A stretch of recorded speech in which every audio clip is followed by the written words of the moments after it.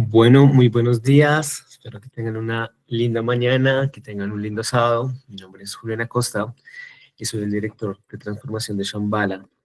Desde Shambhala estamos muy contentos de poder acompañarlos y poder estar este tipo de talleres con los cuales esperamos que aprendan mucho. Esperamos que también puedan entender un poco más a profundidad todo lo que involucra la crisis ambiental, la crisis ecosistémica y toda la situación que nosotros tenemos actualmente desde nuestros procesos económicos, políticos, ambientales y cómo lo vamos a abordar el día de hoy desde el derecho.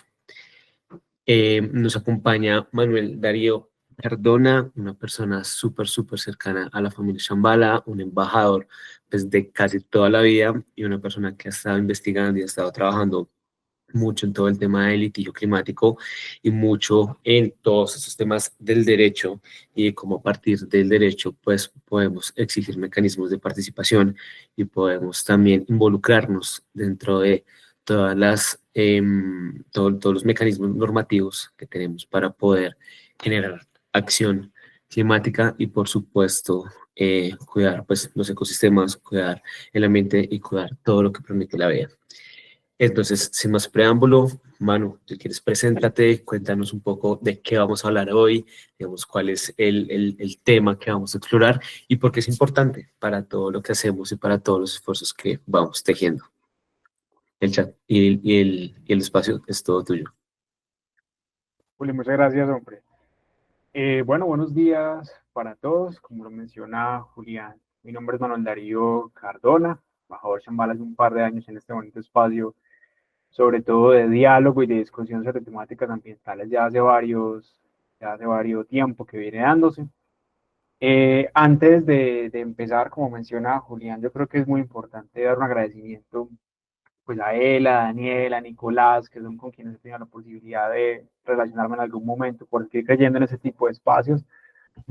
Hace un par de semanas veíamos que estaban en la semana de educación ambiental, pero también se siguen creyendo como en ese tipo de espacios de discusión y socialización sobre temáticas que permiten abordar nuevas perspectivas para aportar a lo que es el activismo ambiental visto desde una perspectiva amplia y fomentar discusiones que puedan ser útiles para quienes asistimos a los espacios. Entonces, no, Julia, agradecerles mucho. Espero pues que sea un espacio de utilidad para quienes están aquí el día de hoy. Ha sido algo preparado con mucho cariño. Y bueno, como dice el dicho, venga por acá, entonces vamos a compartir. Ahí están viendo mi pantalla, ¿verdad? Sí, Manu, ahí la vemos. Listo. Entonces, esto dice de la siguiente forma. Siempre se me pierde este botón. Ya.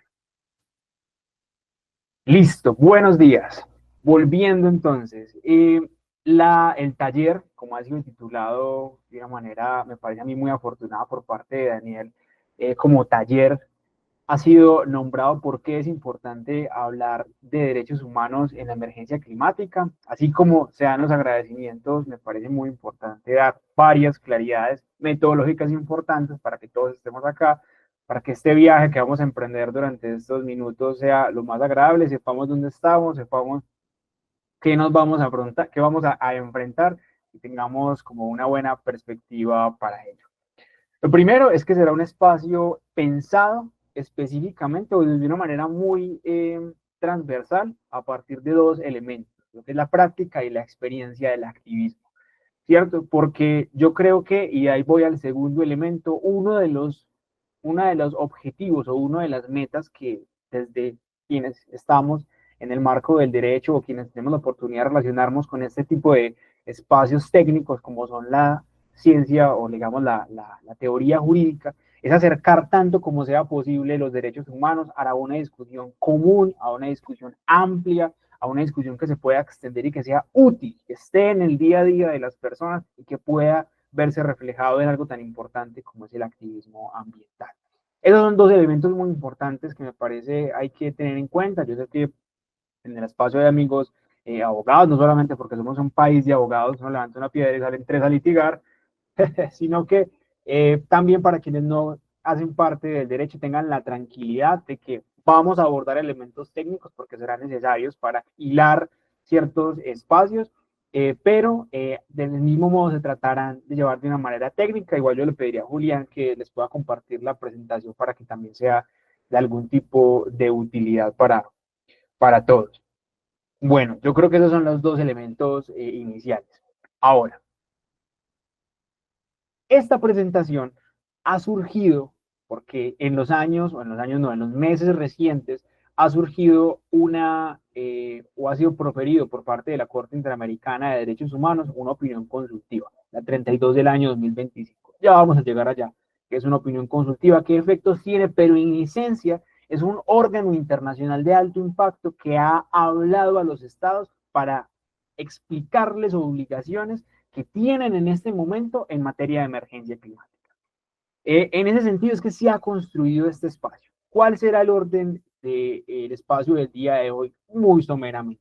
En un primer instante hablaremos de la crisis ecológica. Quienes ya hemos estado en ese tipo de espacios, cuando hablamos de temática ambiental, saben que es un paso infranqueable. Hay que abordarlo necesariamente porque da sustento a lo que vamos a decir ahí. Sin embargo, aplicaremos distintos niveles de velocidad en referente a ciertos puntos que ya han sido abordados frecuentemente por distintas charlas y que frecuentemente vemos para dar pie a otros matices que podamos aportar novedosos.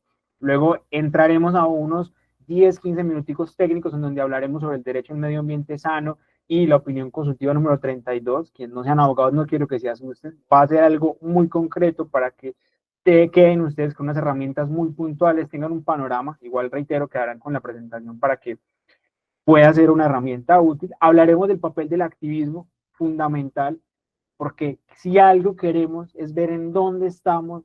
El camino ha sido muy largo y será mucho más largo y complicado, pero dónde está el activismo a la luz de esa opinión consultiva 32. Y para finalizar, he decidido incluir más que unas conclusiones, unas herramientas útiles, importantes, que me parece como en el marco pues, del cambio climático, porque no solamente Shambhala es un espacio que afortunadamente habla de temas ambientales, sino que hay muchas otras herramientas que están al alcance de la mano, no solamente de abogados, que son útiles y que podemos emplear para involucrar en nuestras discusiones y en nuestras acciones, tanto a nivel laboral, activista, voluntariado, el tema de los derechos humanos. Para finalizar con la bibliografía, que es para que me crean básicamente, para que me crean todo lo que les dije el día de hoy. Perfecto. Entonces vamos a empezar por el inicio. ¿Sí o qué? ¿Por qué es importante hablar de derechos humanos en la emergencia climática? Vamos a dar la palabra 2, 3 minuticos para que dos personas me puedan decir con una expresión cortica por qué creen que es importante hablar de derechos humanos en la emergencia climática. ¿Quién se anima?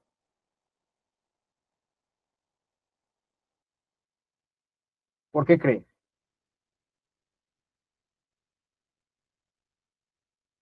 Hasta ahora estamos muy aperezados, yo sé. Vamos a preguntarle a alguien, a ver, ¿qué dicen? Le preguntamos. Hola, buenos días. Hola, Constanza, ¿cómo estás? Bien, gracias. Pues yo considero que es importante porque es un derecho que tenemos, tener un ambiente sano, adecuado para la supervivencia del ser humano y pues de todo el entorno. Para la supervivencia del humano y de todo el entorno. Excelente, excelente. Muchas gracias. ¿Alguien más tiene algo como para aportar? ¿Por qué es importante hablar de derechos humanos en emergencia climática? Laura, cuéntame. Pues yo considero que como que los derechos humanos están directamente ligados con el tema climático. O sea, finalmente es el punto base. Si no hay un ambiente sano, si no hay un ambiente que nos permita existir a nosotros o a las otras especies de vida, pues es bien difícil vivir si no hay mucha sustancia de comida que nos pueda sustentar, no hay lugares, ni siquiera respirar, ¿no? O sea, tiene mucho que ver, o sea, aborda muchas. Laura, muchísimas gracias. Aquí he anotado dos palabras que me quedo de la intervención de ambas. Es la supervivencia y la otra es como punto base. Vean, yo me permito, por los beneficios que me da la presentación, Ya les voy a dar la palabra ahorita, dar respuesta a la pregunta que yo mismo he planteado, y es por qué es importante hablar de derechos humanos en la emergencia climática, porque estamos en una crisis ecológica. Ese es uno de los principales efectos prácticos de por qué necesitamos hablar de derechos humanos en el marco de la crisis. Porque no es una opción, porque no es algo que, o una discusión interesante, parte pues de lo que pueda tener, que podamos considerar. Es una necesidad hablar de derechos humanos en el marco de la crisis ecológica o emergencia climática, como veremos que será definido en varios espacios. Pero, ¿qué es esa crisis ecológica? Yo quiero que nos detengamos en algunos elementos que usualmente estamos, porque es muy frecuente ver los medios de comunicación, es muy frecuente verlo en textos que leemos, pero ¿qué es eso que identificamos como crisis ecológica? Yo me he permitido empezar por una definición muy sencilla, que es la definición de ecología, ¿cierto? Hace un par de días, don Ernest Haeckel nos entregaba una interesante definición, el estudio de la interdependencia y la interacción entre los organismos vivos, animales, plantas y sus ambientes, entre seres orgánicos, entre seres inorgánicos, perdón, entre animales vivos, incluido plantas y nosotros humanos como especie animal y su ambiente o seres inorgánicos. Hay un elemento muy importante que quiero destacar y es el vínculo relacional y de interdependencia que tiene la definición de ecología, porque en esencia, cuando hablamos de una crisis ecológica, hablamos de una crisis de relacionamiento, una crisis entre dos factores que tienen que ver el uno con el otro, pero que entran en un proceso de crisis. Y en ese sentido, pero si ya vemos que es un proceso de crisis, ¿qué es en nuestra vida diaria la crisis ecológica? Son las inundaciones, son el calor que se hace cuando caminamos por el centro de Medellín, o algunas veces en el centro de Bogotá también, que he tenido la posibilidad, es no poder ir a la playa porque se generan estos huracanes, y más importante aún, ¿por qué creen ustedes que en una diapositiva de qué es una crisis ecológica está este bonito pajarito llamado coco o ibis negro que empezamos a ver en la ciudad de Medellín? ¿Quién se anima? ¿Quién me dice por qué? Imagínense ustedes que ponga una presentación, ¿qué es la crisis ecológica? Y ¡pum! Aparece una foto de uno, increíble. ¿Por qué creen que estaría el pajarito en la definición de crisis ecológica? ¿Alguno? Pues bueno, así ninguno sabe, afortunadamente con el Yo chiste. de Cuéntame, pronto, Constanza. porque ese animal no hace parte de ese ecosistema, entonces se está modificando su hábitat o su sitio de estadía. Más o menos, Constanza. Muchas gracias. Bueno, yo sea, Edgar, contame, hombre, que ahorita esta mano también. Contame.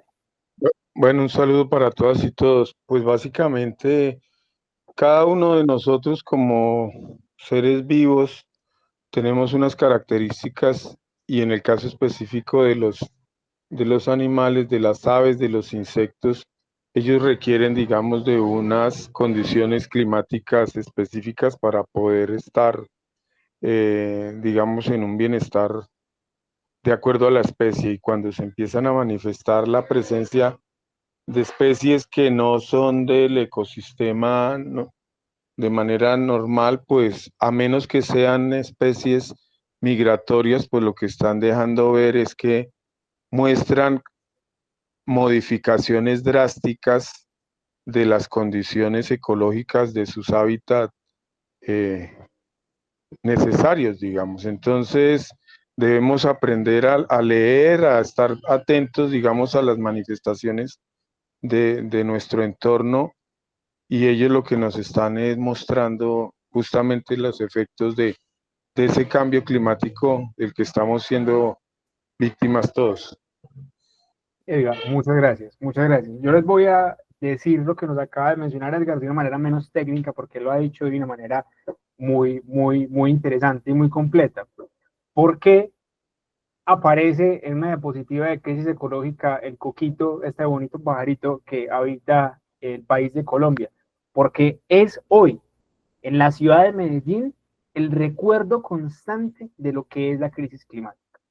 Un pajarito que inicialmente habitaba ampliamente el cañón del río Cauca por el aumento drástico de la temperatura ha empezado a migrar, subiendo en la montaña hasta ya estar habitando de manera constante la ciudad de Medellín. Y esa es la realidad de muchas especies de animales que también viven y que nos muestran constantemente los efectos de la crisis climática. No es el único que lo hace, pero sí es uno de los que más presencia hace en la ciudad. Uno de los migrantes climáticos más visibles que vemos en ciudades como la ciudad de Medellín. Y es que la crisis climática no es una crisis únicamente de estándares internacionales en donde se reflejan emisiones de gases de efecto invernadero, es un evento que nos interpela de manera constante y que se ve reflejado en ese tipo de escenarios, que aunque parezcan ocultos en algún momento o que se nos van en la cotidianidad, están allí presentes. Pero bueno, además de esto, yo quiero proponerles a ustedes una integración de 3 definiciones de lo que es la crisis ecológica. La primera de ellas es la crisis ecológica que vamos a encontrar en todos los informes de Naciones Unidas que hemos leído y que vayamos a leer. La crisis climática es un acontecimiento planetario que está marcado por 3 elementos muy importantes. El primero de ellos es el cambio climático, ¿cierto?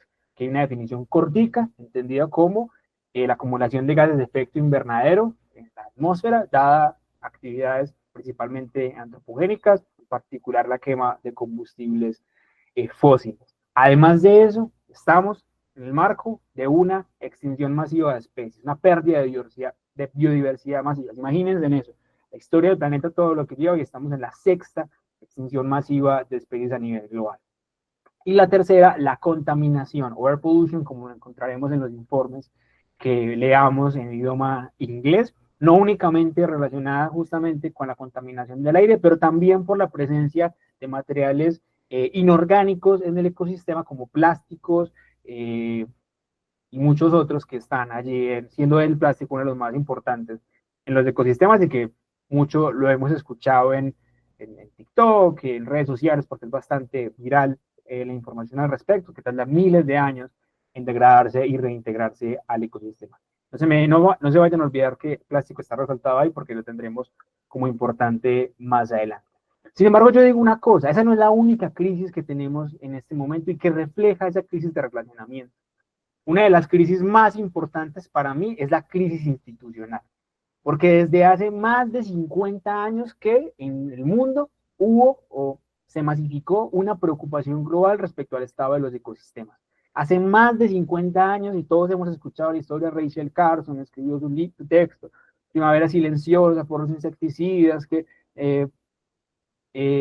obligaban a esa primavera a mantener en silencio por la muerte de insectos y cómo esos insecticidas empezaron a afectar la salud de muchas personas. Hace mucho tiempo Rachel escribió ese texto y generó un movimiento global que nos tiene hoy acá, hace mucho tiempo, ¿cierto? Y en todo ese trayecto, y título como instituciones a la economía, a la política, el derecho, han intentado dar infinidad de respuestas para ellas, con diferentes tipos de impacto. Sin embargo, al día de hoy estamos en una crisis ecológica. Al día de hoy, las contribuciones nacionalmente determinadas, como es la apuesta que propone cada estado de reducción de gases de efecto invernadero, no alcanza para la meta global, no alcanza. Y hay derecho ecológico, política ecológica como concepto académico de estudio, economía ecológica, y no ha habido una respuesta contundente y real que permita que se genere una solución a la crisis ecológica global. Y eso ha dado, a mi parecer, con un tercer efecto de la crisis. Aquí me permito extraer una cita de un autor que me parece muy interesante, Murray Bookchin, que me permito leer. Al igual que los vikingos, o tal vez incluso en mayor medida, o al igual que la gente de las posmetrías de la Edad Media, tenemos la sensación de que nuestro mundo también se está viniendo abajo, desde un punto de vista institucional, cultural y físico. No puede haber un periodo prolongado de compromiso entre el pasado y el futuro en un presente ambiguo. Las ideas que teníamos y que venían desde la modernidad, en donde el desarrollo, los avances tecnológicos, el futuro, no sé si ustedes recuerdan un show televisivo muy interesante que nuestros padres vieron, Los Supersónicos, en donde se planteaba ese futuro, en donde los perros iban a ser de metal y ladraban, las naves iban a ladrar, robotina, la cocina lavaba los platos en la cocina. Ya parece que no se ve tan así. Ya miramos el futuro y los indicadores no alcanzan, y la temperatura global no alcanza. Y eso va al tercer punto de crisis que quisiera resaltar el día de hoy, y es una crisis en nuestro compromiso vital con lo que se genera hacia el futuro.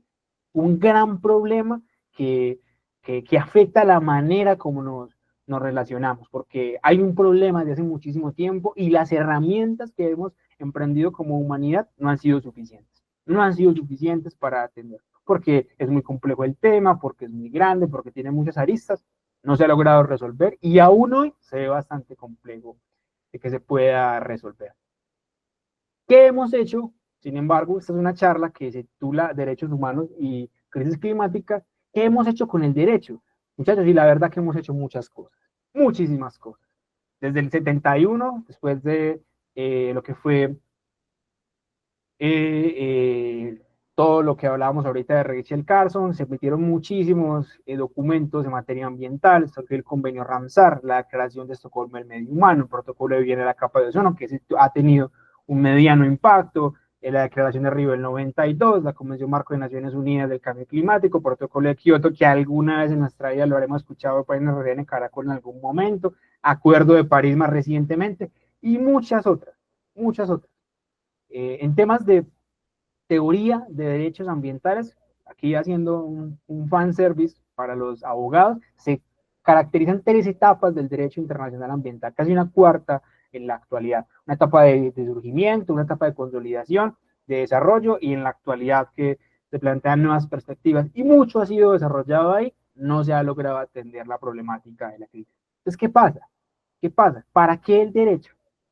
¿Cierto? ¿Para qué el derecho entonces? Si es que llevamos 60 años, ¿cierto? Más de 50 años proponiendo acuerdos normativos, proponiendo decretos, reglamentos, declaraciones de principios, cada año se reúnen en un país diferente los estados a hablar sobre protección ambiental y no ha habido una solución. ¿Para qué el derecho? Bueno, tomando de manera muy breve, 2 conceptos muy interesantes de 2 autores colombianos, que han desarrollado justamente esta temática, haré 2 pinceladas muy breves. El derecho como conjuro y su eficacia simbólica, juntando los textos muy brevemente de Julieta Lemaitre y Mauricio García Villegas. Pues bien, pasa que a finales del siglo XX ambos se hicieron esa pregunta, ¿cierto? En distintos textos y buscando fines relativamente separados. Por un lado, García se preguntaba, o este autor, retomando una idea de García, decía: el derecho es una suerte de sustituto fetiche ante el aplazamiento de la llegada de emancipación social. El derecho es algo que creamos para sentirnos felices por un momentico, aplazando la llegada de una solución real. Entonces declaramos que no puede haber crisis climática, nos vamos contentos para la casa porque la declaración ha sido hecha, pero la crisis sigue ahí. ¿Será? ¿Será que es un fetiche que tenemos allí para mantenernos contentos respecto a la crisis en la que vivimos? ¿Qué decir del apego de los movimientos sociales a los derechos consagrados en ese momento, en la Constitución del 91, a pesar de la evidencia de su violación diaria y brutal? ¿Cierto? ¿Por qué los movimientos sociales insisten? ¿Por qué convocamos a una charla sobre derecho ambiental un sábado a las 10 de la mañana y la gente asiste y está ahí, se interesa? Y al principio nos decía Constanza y nos decía, se llama tu nombre, Laura, que es un tema muy importante si llevamos tantos años teniendo muchas dificultades. Pues bueno, García Villegas nos propondrá una definición o una idea muy interesante. El poder del derecho no se limita a la capacidad de imponer determinados comportamientos. Una fuerza que permite evocar símbolos importantes para la vida en sociedad, con justicia, orden y la igualdad, o seguridad entre muchos. Es un mensaje destinado a conseguir ciertos fines a través de imágenes y símbolos. Y es que el derecho no es únicamente la prohibición que se establece para que las personas no puedan salir en la pandemia. También es el establecimiento de un estándar que como sociedad difícil y trabajosa, como dice el tango, Chambón y Jodía, podemos plantearnos metas a seguir. Y yo creo que ahí es donde podemos plantear el derecho humano al medio ambiente sano, ¿cierto? Y aquí ya lo hablo en términos no tanto abogado, sino también desde una perspectiva activista.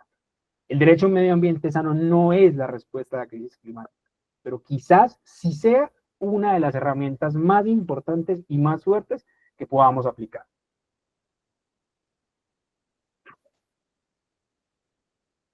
Si ustedes han estado cercanos a lo que ha sido la dinámica global del derecho al medio ambiente, pues entonces habremos pasado juntos esa peregrinación tormentosa por cada COP año a año, donde se declaraban derechos y derechos y derechos, y al final no había una exigibilidad que pudiera sustentar algún tipo de obligación para algún Estado que fuera materializable a la luz de la Cumbre de Río, el Acuerdo de París, muchas buenas intenciones, y los abogados nos arrancábamos los cabellos pensando cómo podíamos hacer exigible lo que está allí. Bueno, resulta que en el marco de la Convención Americana y en el marco de muchos otros instrumentos internacionales en materia de derechos humanos, han venido identificando que es que la temática ambiental tiene que ver con los derechos humanos. Que no se nos olvide que los derechos humanos surgen como una respuesta a los vejámenes que hayan vivido a principios y mediados del siglo XX, ¿cierto? Como un marco con vocación de exigibilidad para atender y obligar a los estados a atender situaciones difíciles. Aquí hago un recorrido breve por cómo es estándar que tiene el derecho a gozar de un ambiente sano en el sistema interamericano, de la Declaración Americana de los Derechos del Hombre, la Convención Americana sobre Derechos Humanos, Protocolo de San Salvador, la opinión consultiva del 3 del 17, las sentencias de la Corte Interamericana, la opinión consultiva del 32. Pista, para los que no son abogados, desde el Protocolo San Salvador para arriba, ustedes van a encontrar el derecho al medio ambiente sano. Entonces, ¿para qué uno pone las demás? Porque en derecho todo va funcionando por capas, ¿cierto? Por capas, ¿cierto? Desde una base normativa que me da sustento a la que sigue y a la que sigue, ¿cierto? Entonces, del derecho a los DESCA, los derechos sociales, culturales y ambientales, se constituye luego el derecho ambiental, ¿cierto? ¿Por qué se ha hecho eso? Si ustedes ven, ustedes van empezando a ver coincidencias, en la medida en que el derecho, hizo una spoiler del final de la charla, en la medida en que se van generando movimientos ambientales, van surgiendo esas definiciones. Exacto. Es decir, ¿qué es el derecho a gozar de un medio ambiente sano? Es un derecho autónomo que protege los componentes del ambiente, tales como bosques, mares, ríos y otros intereses jurídicos en sí mismos, ¿cierto? Se trata de proteger la naturaleza no solo por su utilidad y efectos, sino por su importancia para los demás organismos vivos con quienes se comparte el planeta. Una definición hermosísima, si me preguntan, ¿cierto? Materializada en su amplitud, no, pero que plantea un excelente punto de partida para tener la discusión. Que no se nos olvide que los estados latinoamericanos estamos exigidos a cumplir lo que está establecido por la Convención Interamericana de Derechos Humanos y en este caso la Corte Interamericana. Que no se nos olvide que todas las instituciones del gobierno tienen que hacer lo que se denomina un control de convencionalidad, es decir, analizar sus propias decisiones en el marco de la Convención Americana. Eso nunca se hace, bueno, ya lo vamos a abordar en un segundito. Y llegamos entonces al punto más técnico, en donde estoy seguro los más curiosos de la opinión consultiva estaban esperando. La opinión consultiva 32 del año 2025, o la OC 32, como dice, ya han visto un biólogo que hace videos muy interesantes que dice nombre científico y para los parceros. Bueno, para los parceros, la OC 32 del año 2025. ¿Qué es una opinión consultiva? Yo creo que podríamos empezar por ahí. ¿Qué es una opinión consultiva? Porque estamos hablando de órganos internacionales, pero que emiten cosas, sentencias, actas, opinión consultiva. Bueno, aquí tomo dos definiciones de una infografía explicativa que desarrolló la Corte Interamericana el año 2017, donde explica. Son una herramienta interpretativa de la Convención Americana sobre Derechos Humanos, ¿cierto?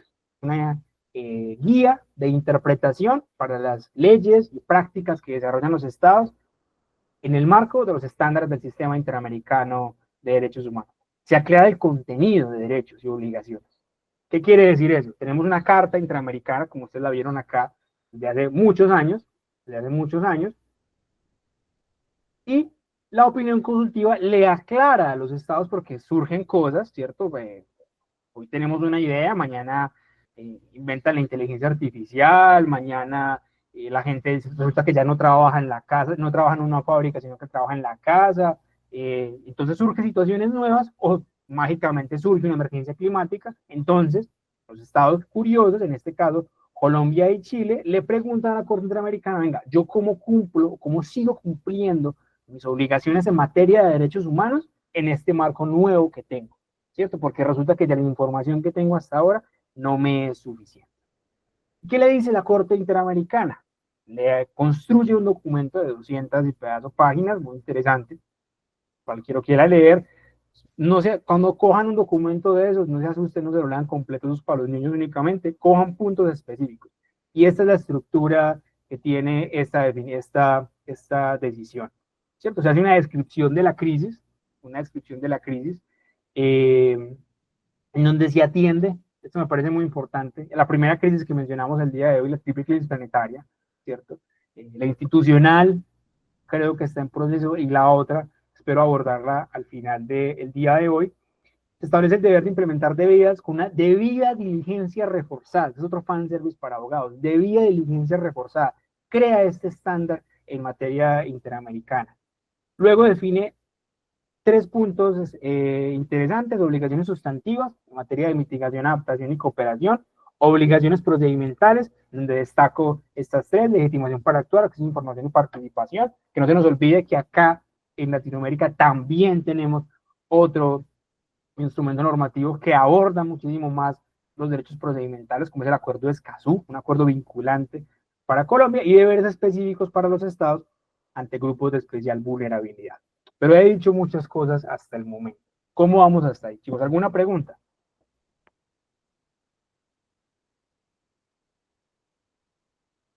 Don Edgar, cuénteme. Pues Manuel Darío, hermano, más que una pregunta es un comentario con base en la experiencia vivida en los territorios. Yo soy defensor de derechos humanos, ambientalista por convicción, productor agropecuario, vivo en el municipio de Guamalmeta. Esto es zona de Piedemonte Llanero, una zona, digamos, ambientalmente muy rica aquí en la Orinoquía, en donde se encuentra el 54% de las reservas subterráneas de agua dulce del país. Pero desafortunadamente la zona en la que estamos, que es en la cuenca del río Humadea, es una zona de interés para la extracción de hidrocarburos, y llevamos 15 años en una contienda demencial frente a este tipo, digamos, de ejercicio. Hemos utilizado todas las herramientas jurídicas que existen, nos hemos acompañado de muchas entidades nacionales e internacionales para tratar de defender el territorio y de hacer exigibilidad de nuestros derechos. Y lo real, Manuel, es que el peso político y económico de las chequeras de estas empresas es muy poderoso y tenemos la batalla casi que perdida. En este momento justamente estamos tratando de defender nuevamente la cuenca del río Madea, que es uno de los únicos 2 corredores naturales que garantizan la conectividad del páramo del Sumapaz con la zona llana. Es un corredor natural vital para sostener o garantizar el ciclo del agua, no solo de la Orinoquía, sino de América, digamos, de Sudamérica, prácticamente del planeta. Y Ecopetrol por 5ª vez está tratando de desarrollar un proyecto demencial aquí en esta cuenca, y aparentemente no hay nada que se pueda hacer con la legislación que hay en este momento. Hay una serie de acuerdos firmados por Colombia desde hace muchos años, lo que llaman ustedes los abogados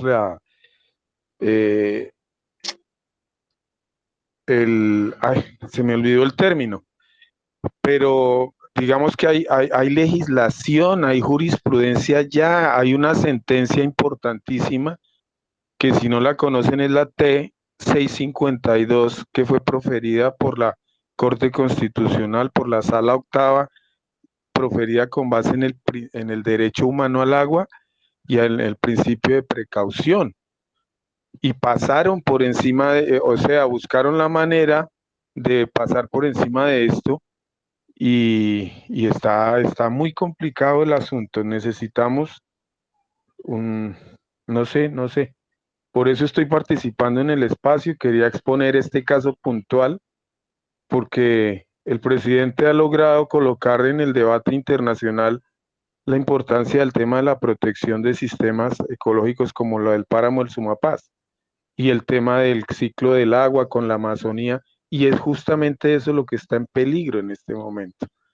La ONU ya vemos que es un aparato, un brazo político de los Estados Unidos y de las potencias que están sentadas allá en el comité directivo.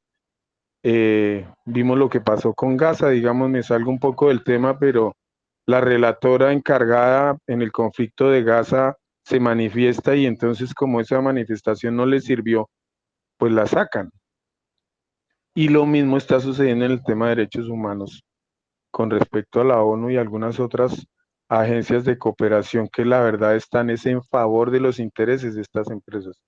Eso es lo que tenía para comentar, quizás es como una bomba, digamos, a la exposición que tú estás haciendo, pero en un país como Colombia, que suscribió el acuerdo de Escazú hace 2 años, que el presidente viajó a Suecia, a Suiza, pues a hacer público que el gobierno suscribía el acuerdo, y a estas alturas todavía no hay ninguna estrategia por parte del gobierno que sea clara para que a nosotros las comunidades sepamos cuál es la ruta de adopción de ese acuerdo.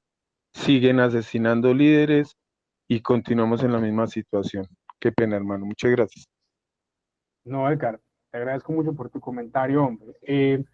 Yo pienso que hay dos elementos muy importantes que yo mencionaría, ¿cierto? Respecto a tu intervención.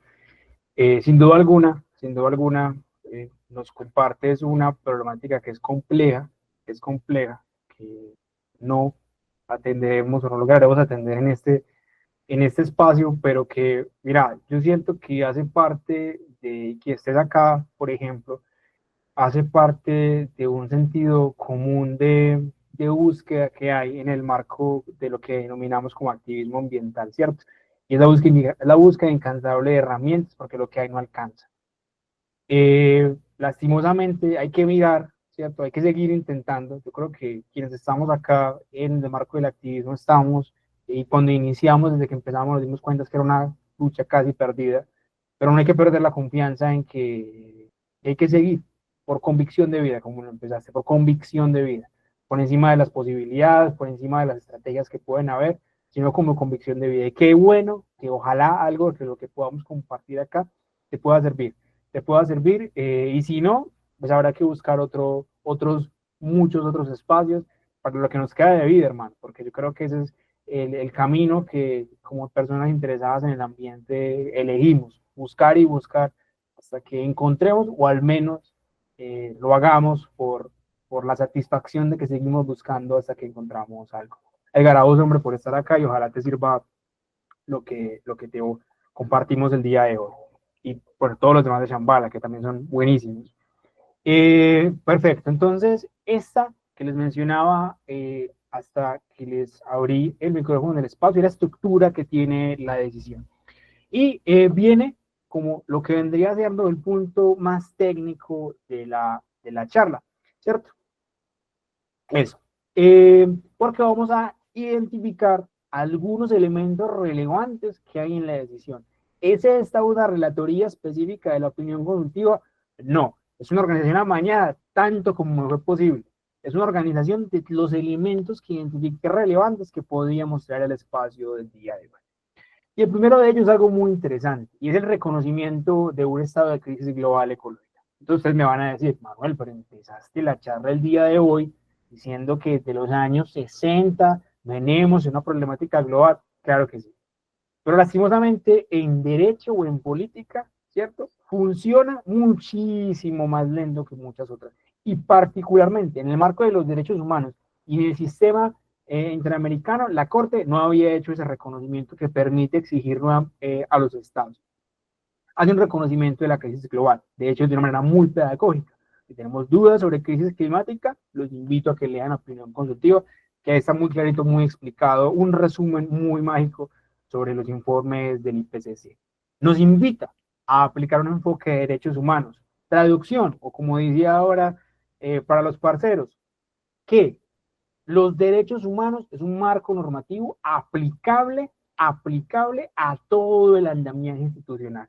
Todas las decisiones que desarrollan las instituciones estatales tienen que estar en juego con el desarrollo de derechos humanos.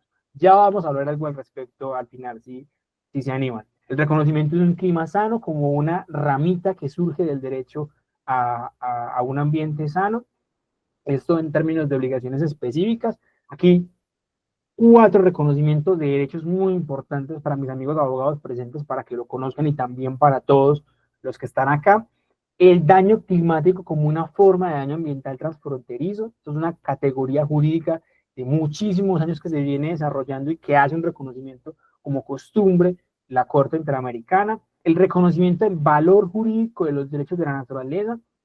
Es otra herramienta que surgió también por problemáticas como la que tiene Edgar, en comunidades que no encontraron herramientas, bueno, declararon derechos de la naturaleza y ahora la Corte reconoce el valor de ello. El derecho humano a la ciencia o los saberes locales, eso me parece muy interesante en términos de pruebas para litigios. El reconocimiento del ius cogens, eso es el estándar jurídico más grande que hay a nivel internacional del equilibrio vital ecosistémico y el impacto del litigio climático. Por aquí vamos a pasar relativamente rápido porque entiendo que son conceptos un poco más técnicos para quienes no son abogados, pero me parece muy importante que al menos lo vean, que sepan que eso está allí y que en el momento que tengan un problema o una pregunta podamos acudir allá. Ah, yo me acuerdo que allá hay algo sobre eso, vayamos a mirar qué es. En términos de obligaciones específicas para los estados, bueno, la creación del estándar de debida diligencia reforzada, un estándar novedoso que se crea en este espacio y que entra a complementar ello que entendíamos como debida diligencia. En materia de medidas de mitigación y adaptación, una interesantísima. Es una obligación en materia de derechos humanos la reducción de emisiones de gases de efecto invernadero. ¿Eso qué efectos tiene?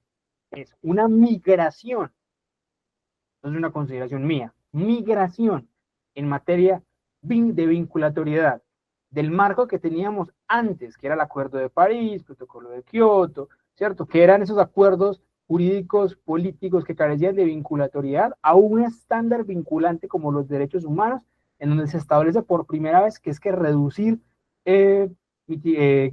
emisiones de gases de efecto invernadero no es solo un propósito global, no es solo algo que deben hacer los estados, no, es una obligación en materia de derechos humanos y por eso exigible para los estados. ¿Cómo se materializa eso? Haciendo seguimiento a los informes que presenta el Estado. Ahorita vamos a mirar algunas organizaciones locales que se dedican a eso y para las cuales deberíamos y podríamos estar atentos. Evaluación de impacto ambiental para quienes sean ingenieros, para proyectos que puedan generar daños climáticos transfronterizos, ¿cierto? O que tengan un impacto notable en materia medioambiental y obligaciones de debida diligencia reforzada para todos esos derechos que están allí reflejados con una letra mucho más pequeña, todos los demás de la Convención Americana. Es una decisión a providencia de 240 páginas, entonces este ha sido un esfuerzo por compilar sin desgarrar las vestiduras la información que estaba allí. Y para finalizar, unos 4 puntos en materia de derecho de procedimientos. ¿Qué son procedimientos? Respecto a lo que nos encontramos cuando estamos en un trámite normativo. Entonces, legitimidad amplia para solicitar vulneraciones de derechos climáticos. ¿Qué quiere decir eso? Quienes han estado involucrados en litigios climáticos en algún momento o ambientales.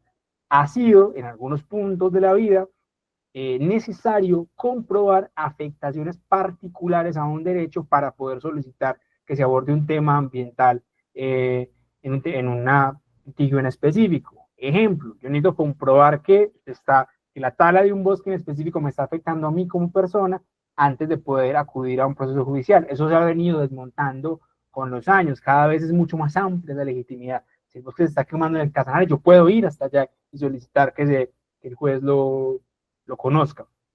Se sigue ampliando, en este caso, en materia de derechos climáticos. La obligación de divulgar información climática de manera activa, no solamente para el Estado, sino que también veremos para las empresas. Algo muy importante en materia climática. Creo que es un paso para que empresas ganaderas, para que empresas supermercados, que tienen un alto impacto por las particularidades específicas de nuestro país, generan información climática. Es importante conocer los efectos ambientales que tienen industrias como las ganaderas y que en principio no tienen la obligación de presentar informes para las personas del común. El nexo causal entre emisiones de gases de efecto invernadero y degradación climática. Y la última, con eso cerramos esta parte técnica, tiene que ver con la importancia de proteger derechos humanos para defensores ambientales. Muchachos, es una categoría compleja, no se los voy a negar. Reconocerse como defensor de derechos humanos en Colombia es algo problemático por lo que venimos teniendo en la realidad del día de hoy. Sin embargo, existe la categoría y tiene una protección ¿no? jurídica reforzada. Es una herramienta que está ahí, el reconocimiento de ser un defensor de derechos ambientales entraña dentro de lo que puede ser una posible litigio, una posible discusión ambiental, un estándar, que aunque en principio está hecho para quien haga la reclamación, nombrarse a sí mismo de una determinada manera, cambia la manera como se es percibido ante un particular espacio. Entonces, el papel del activismo. Yo digo, ya hablaste hoy de derechos humanos. Muchachos, hay muchos escenarios en los que podemos participar, ¿cierto? Hay conflictos que tenemos más vigentes en nuestro día a día, como algunos que se han compartido el día de hoy. Hay algunos que vivimos en ciudad, hay algunos que viven fuera del país, hay algunos que no se relacionan directamente con muchos espacios ambientales. Sin embargo, como tal, el camino del litigio ambiental o de las acciones ambientales va por muchos lados. El derecho ambiental al medio ambiente sano no es el único que hay. En este momento, con datos de 2024, se calculan aproximadamente 2.666 litigios climáticos en 55 países, siendo Estados Unidos el país con mayor cantidad de litigios climáticos. Y hablando de Estados Unidos, salto a la segunda, derechos de la naturaleza. A datos de 2020, que son los más recientes y dada la dificultad de arrastrar ese tipo de decisiones, más de 138 decisiones y todos los días veo más, donde se ha reconocido derechos de la naturaleza, siendo Estados Unidos también paradójicamente uno en donde más se genera ese tipo de reconocimiento. Yo creo que el actual gobierno en este país pues ha dado lugar a que justamente se desarrollen todo este tipo de litigiosidad. Derechos territoriales indígenas, yo aquí tomo una interpretación amplia del movimiento ambiental, no únicamente quienes estamos preocupados por el cambio climático, sino también vinculo allá los derechos territoriales indígenas como algo relevante, y yo creo que ese ha sido uno de los estándares que en términos legales más avanzado, aunque haya tanta distancia hoy, aún en materia de garantía real para sus derechos territoriales con el Convenio 169, con la sentencia Magna Sumo, que es de la Corte Interamericana. Hoy vivimos en el marco de un estándar que se llama seguridad jurídica para sus territorios. Y la frutilla del postre para el final, muchachos, no todos son buenas noticias. Hace un par de semanas, mientras sucedían muchos acontecimientos a nivel nacional, no sé si tuvieron la posibilidad de revisarlo, pero se suspendieron las negociaciones sobre el Tratado de Plástico sin alcanzar un consenso, ¿cierto? Esto es para sentarnos a llorar y lamentarnos, bueno, probablemente sí, un poquito nomás, pero al otro día hay que levantarse a seguir trabajando, porque es que, como muy bien lo decía Edgar, es una convicción, tiene que ser una convicción de vida, y este tipo de cosas no se mueven solas. El activismo, el movimiento ambiental, la pregunta a candidatos, ya que vamos a estar en elecciones prontamente, el que siga teniéndose como un elemento activo, el que sea, ojo con esto, el que sea relevante para las empresas y los estados, adoptar medidas ambientales para que usted como consumidor adquiera un producto, cambia a nivel político la tendencia en términos de mercado y de impacto en la sociedad. Y ya para ir finalizando con el espacio de hoy, me tomo el atrevimiento de generar una reflexión a la luz de este interesante filósofo noruego, que se llama Arne Nies, ¿cierto? Esos ecólogos vieja guardia, vemos esa palabra, parece muy interesante leer su biografía porque son filósofos, filólogos, escaladores, botánicos, son una cantidad de cosas, ojalá algún día hacer la mitad que estos muchachos. Propuso una idea que se llamaba el movimiento de la ecología profunda y el desarrollo desde la propia intuición. Él decía, hay una conciencia global relacionada con la protección al medio ambiente, pero esa protección global no puede ser únicamente el cuestionamiento respecto a la contaminación o el cuestionamiento respecto a si deben ser combustibles, deben ser carros eléctricos o carros a motor diésel. No, tiene que ser hacia mirar en profundidad lo que son las causas de la crisis, que no abordamos el día de hoy para ir más rápido hacia los elementos jurídicos, pero que tienen que entrar a cuestionar el modelo de desarrollo, la manera como pensamos y nos relacionamos con el medio ambiente. Y en ese sentido, podemos generar un estándar común, ¿cierto? Vinculado con todo esto, con los derechos de la naturaleza, los litigios climáticos, los derechos territoriales, la defensa del agua, los guardianes del río, que una el movimiento ambiental y que siga generándose esta carrera que hemos emprendido hace muchísimos años, ¿cierto? Desde diferentes espacios, quienes están más en terreno y que están allí, y ojalá podamos estar mucho más todos allí con todos quienes estamos en ese tipo de espacios, que tenemos una responsabilidad también, aunque estemos en una ciudad, de ayudar a que ese tipo de escenarios se sigan mejorando en la medida en que nos quede posible. A partir de un lugar común que pueda ser, en su momento proponía la ecología profunda, pero que en esencia es esa protección del medio ambiente. Chicos, ¿qué nos queda? ¿Qué nos queda? Una vez finalizado y llegando a finalizar de esta charla o de este taller, propongo algunas discusiones, ¿cierto? La búsqueda, la primera, obvio, un marco normativo para la regulación del plástico, ¿cierto? Seguir avanzando en materia de acceso a información ambiental ante las empresas, ¿cierto? Hoy por hoy en Colombia, ¿cierto? Me va en este momento el número de la providencia, creo que es la 544 del 2023, en donde se habla sobre la información ambiental de empresas. Creo que es muy importante seguir avanzando en que este tipo de instituciones, y ese es el segundo punto, ganaderos, construcción, restaurantes, sean declarados como interés público y podamos acceder a ellos. En Shambhala algo hemos venido pensando ahí con Nicolás, con Daniel, acciones que podamos emprender para que se discuta al menos el tema, y creo que es muy importante que todos lo sepamos para poderlo apoyar. Necesidad de incluir estrategias en las organizaciones y empresas con un enfoque de derechos humanos, ¿cierto? Ya hablaste de derechos humanos hoy, ya tu empresa, tu proyecto, tu estudio académico, tu espacio desarrolla, construye sus objetivos en un marco de enfoque de derechos humanos, porque si no debería hacerlo.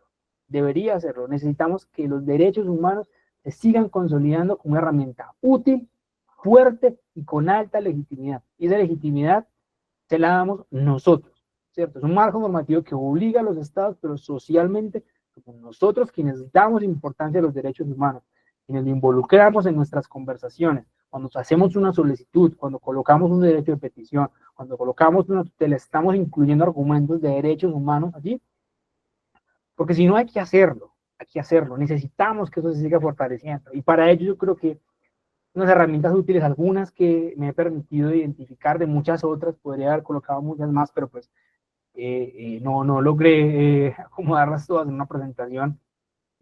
Hay AIDA, por ejemplo, Asociación Interamericana de Defensa del Ambiente, hace registro de todos los casos climáticos que se realizan en el marco latinoamericano, los cuadernillos de jurisprudencia de la Corte Interamericana. Si ustedes tienen una duda respecto a algún derecho, pongan derecho a la vida, cuadernillo de jurisprudencia, ahí le va a decir todo lo que usted requiere saber sobre ese derecho organizadamente y con puntos, con bullet points muy específicos.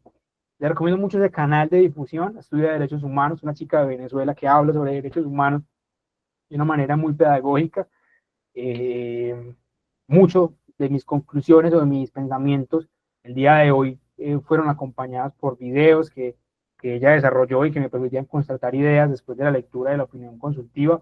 Invitados a que sigan el canal de YouTube, de Instagram, de Twitter, porque para eso nos deben servir las redes sociales, entre otras muchas cosas, y algunas newsletters que les dejo ahí como para que les interese el tema. Shambhala la pongo de primero, obviamente, una bacanería para que la miren, pero pongo otras que también son muy interesantes Sustentabilidad, que es de Argentina, al Máster Legal, que es de aquí de Colombia, Climate Court, que es un newsletter semanal que nos habla sobre los avances en materia climática todas las semanas.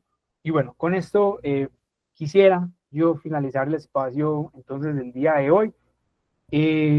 Espero haya logrado aportarles algún elemento. Yo sé que es mucha información, yo sé que es mucha, pero quería, uno, que nos situáramos como activistas ambientales en diferentes niveles, activistas ambientales, que miremos en dónde estamos en un panorama global, hacia dónde vamos, que vean que tiene incidencia lo que pensamos y cómo lo hacemos, y que involucremos muchísimo más los derechos humanos a partir de herramientas útiles como las que acabamos de ver el día de hoy, que seguramente habrá que revisar mucho más. No dejemos que estas temáticas se difuminen y que sigan estando en la agenda pública.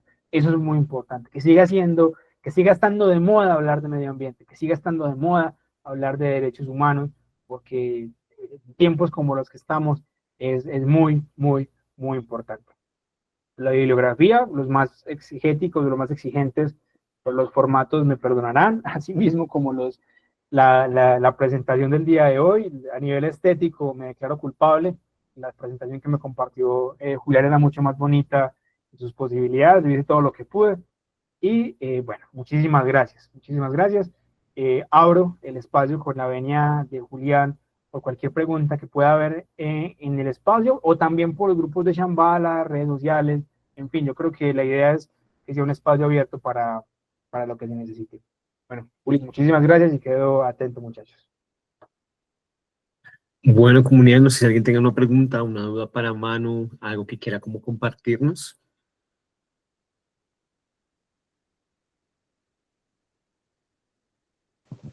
Buenos días.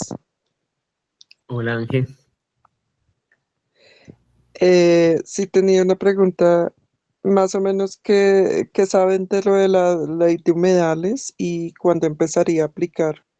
Pues porque me preocupa porque aquí en Bogotá siento que las constructoras están haciendo y deshaciendo y sí me gustaría saber qué tanto, pues sé que la ley es nueva, pero qué tan rápido se puede empezar a aplicar y pues como para de verdad defender y que no nos quedemos sin humedales en Bogotá. Juli, no sé si tengas la información específica sobre el momento y término de inicio de operación. Yo no lo tengo, no lo tengo en este momento y me agarras un poquito tras pies. Tema ambiental, pero ya específico de ley de humedales, no sé la fecha exacta. Sé que salió recientemente, pero me permito hilarlo con lo que mencionábamos ahora. Te recomiendo mucho la newsletter de Almaster en LinkedIn. Ahí justamente publicaron recientemente unas conclusiones muy importantes sobre esa ley de humedales para que no solamente veas la aplicabilidad, sino elementos prácticos sobre cómo aplicarla, dónde se aplica, a quiénes interesa, cómo se relaciona. Y ya en términos de vigencia, yo creo que puedes en la parte final sí, yo creo que inclusive podría citarse otro espacio para hablar sobre ley de humedales, es un tema muy importante que se puede ampliar mucho más. Y al final de la norma suele estar, estoy aquí igual también tirándome un paso, suele estar la vigencia, ¿cierto? Eso es como formal, suele estar la vigencia normativa. Entonces, si ingresas a la ley de humedales que salió recientemente, ahí debe aclararse específicamente la vigencia o al menos explicar cómo se calcula la vigencia o quién la determina. Puedes revisarlo, si no, yo también lo revisaré y ahí en el grupo de Zambala estaremos conversando. No sé si Juli tenga algo más de información al respecto, pero sí, creo que es importante que tengamos en cuenta eso. Sí, igual yo los enlaces y como toda esta información se los voy a poner ahorita en el grupo de la comunidad para que también puedan acceder a él y pues revisarla. Listo, creo que aquí Edgar tenía una pregunta. Sí, bueno, primero que todo agradecerte a ti, Juliana, a todos los integrantes de Shambhala, a Manuel Darío por la exposición. Y bueno, no, solicitar de pronto si es posible tener el dato de contacto de Manuel Darío para poder de pronto tener una conversa directa porque estamos requiriendo urgentemente de artillería pesada para armar el argumento nuevo de defensa frente al proyecto del Pozo Lorito 1 reubicado, porque porque la devastación va a ser terrible si no logramos detenerlos nuevamente. Venga, por el grupo. Soy el grupo de Shambhala. Vale. Puedes escribir ahí. Ok. Y podemos contactarnos. Perfecto, hermano, gracias. Y con el permiso de Manu, perdón, que te pregunté, dejo el número de él para que lo puedas escribir y pues, también conversar sobre el tema. Tal vez Manu te pueda apoyar con Muchas eso gracias. o derivar, vale. Listo, Manu. Aquí nos dice Constanza que si le recuerdas, por favor, el Instagram de la chica que habla sobre derechos humanos. Y Angélica, pues da las gracias por la ponencia, decir que es vinculante y posiblemente que podamos ampliar o hablar de este espacio en otro momento. Yo creo que, pues, Manu, siempre bienvenido a que podamos hablar de estos temas, a que lo podamos expandir y tal vez en un próximo taller podamos hablar de lo que estamos trabajando de manera conjunta, que es como todo el tema de la trazabilidad de la carne y pues entender también cómo estos procesos que a veces son opacos en las organizaciones generan procesos de deforestación e impactos ambientales que de alguna u otra forma pues no percibimos por este nivel de opacidad. Gracias, Julián, muchas gracias. Yo creo que quiero cerrar con un mensaje de no tengamos miedo de involucrarnos con temas de derechos humanos. Yo sé que en el momento en que vemos derechos, vemos tecnicismo, nos ponemos complejos, pero involucrémonos. Yo creo que es muy importante que así como los derechos fundamentales con la Constitución del 91 estuvieron muy de moda y fueron un tema que nos involucró, nos involucremos porque es algo que, como les mencionaba ahora, la legitimidad se la da a nosotros, quienes hablamos respecto al tema, quienes le damos importancia, quienes preguntamos a los gobiernos, quienes estamos allí hablando, y es un camino bastante largo y que difícilmente tendrá un final, porque así es, pero que bueno, por lo menos podemos estar dándole importancia a ello. Bueno. Listo, Manu, aquí José Sebastián quiere como compartirnos algo. Sí, hola, buenos días. Bueno, primero que todo, gracias por la charla.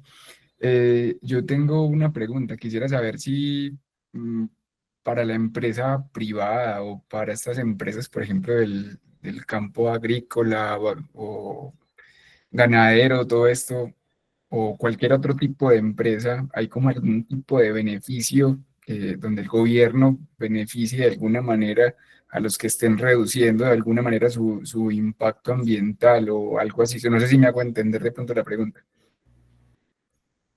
Sí, excelentísima pregunta.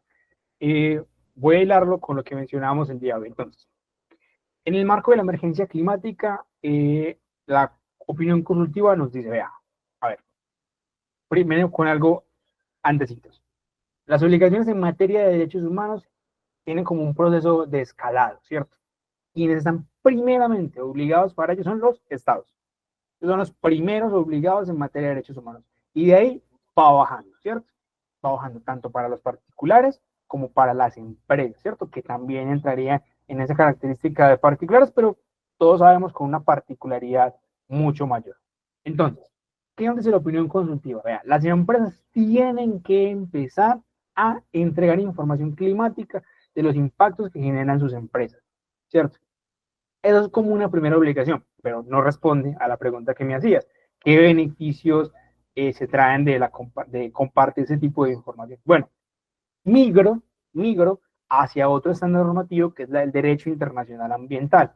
Ahí se han construido varios escenarios que justamente responden a esa pregunta.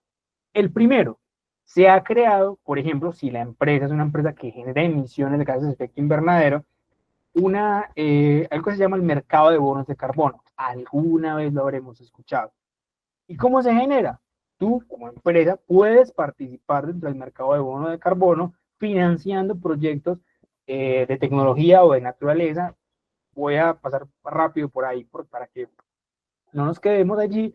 Y eso te puede generar a vos como bonos de carbono que puedas emitir gases de efecto invernadero compensando con beneficios que hacen otras empresas. Esa es una opción facilita. La otra, asimismo, a nivel impositivo, ya trasladamos a otro estándar normativo que es de naturaleza tributaria, las empresas tienen ciertos beneficios tributarios que hay que analizar ya específicamente respecto al sector en específico en donde la empresa que vos estás considerando pueda aplicar.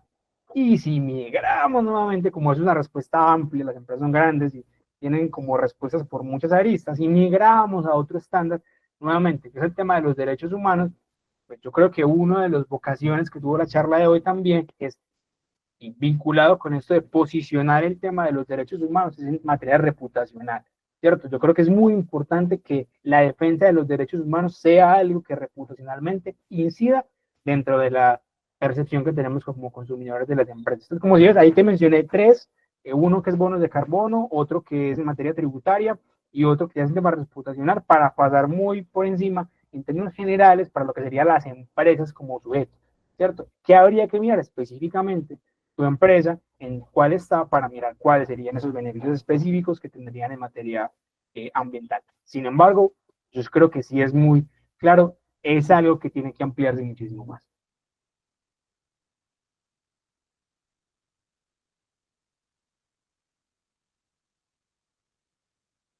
Listo, comunidad. Si alguien les tiene una pregunta, alguna consulta adicional.